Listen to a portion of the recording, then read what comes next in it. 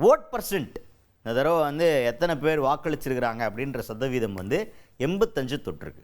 So அப்போ நம்ம என்ன கவனிக்கலாம் அப்படின்னு பார்த்தீங்கன்னா, இதுவரையும் நடந்த தேர்தலை விட இந்த தேர்தலை மக்கள் ஏதோ ஒரு காரணத்தினால ரொம்ப முக்கியமாக பார்க்குறாங்க. அவங்களுடைய ஜனநாயக கடமையை ஆற்றியே ஆகணும் அப்படின்னு சொல்லிட்டு சென்னையிலேருந்து சொந்த ஊருக்கு பிறந்தவங்களுடைய எண்ணிக்கை அதிகமாகிடுச்சு. வெளிநாட்டிலேருந்து தமிழ்நாட்டுக்கு வர்றவங்களுடைய எண்ணிக்கையும் அதிகமாக இருந்தது. நம்ம வெளிநாட்டில் வேலை பார்க்குறவங்க கூட இதுக்கு லீவ் எடுத்துகிட்டு வந்து ஓட்டு போட்டு நான் போவேண்டா அப்படின்ற மாதிரி ஒரு சினாரியோ கிரியேட் பண்ணிக்க. அது தொடர்பாக ஒருத்தர் என்ன பேசியிருக்காரு, பேசினது யார்? நாம் தமிழர் கட்சியின் முதன்மை ஒருங்கிணைப்பாளர் அண்ணன் சீமான் அவர்கள். அவர் தான். அவர் எவ்வளோ வெள்ளந்தியா அப்பாவியாக இருந்தார்னா 85% வாக்குப்பதிவு ஆயிருக்கு.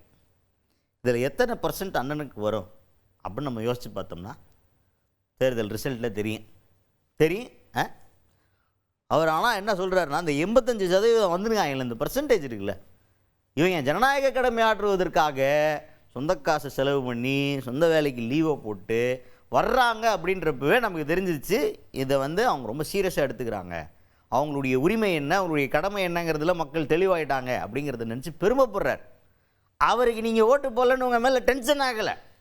85% போடுறியாடா, அதில் ஒரு 30% எனக்கு போடாமல் இது வரைக்கும் 8% தாண்ட விடாமல் வச்சுருக்கீங்களேடா என்ன அப்படின்னு டென்ஷன் ஆகாமல், பரவாயில்லடா ஓட்டு போடுறது ஒரு சீரியஸான வேலை எடுத்துக்கிட்டில்ல, ஒரு நாள் நீ திருந்துவ, ஒரு நாள் நீ தெளிவ, ஒரு நாள் அண்ணனை நீ தேடுவ அப்படின்ற மாதிரி ஒரு ஆசையோட ஏக்கத்தோட நீ ஓட்டு போடுறத முதல்ல ஆரம்பி, அதுவே நல்ல விஷயம்தான் சொல்லிட்டு பாராட்டி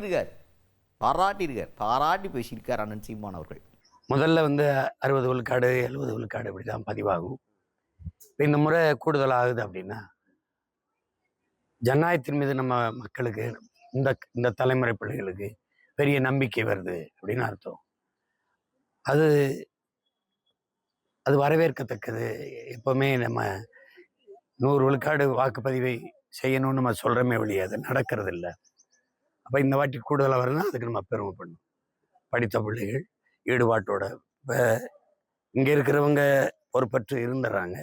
வெளிநாடுகளில் இருக்கிற பிள்ளைகள் 1 லட்ச ரூபா 1.5 லட்ச ரூபா 40,000 50,000 உங்களுக்கு தெரியுங்கிறது நம்ம பிள்ளைங்க வேலைக்கு தான் போகிறாங்க.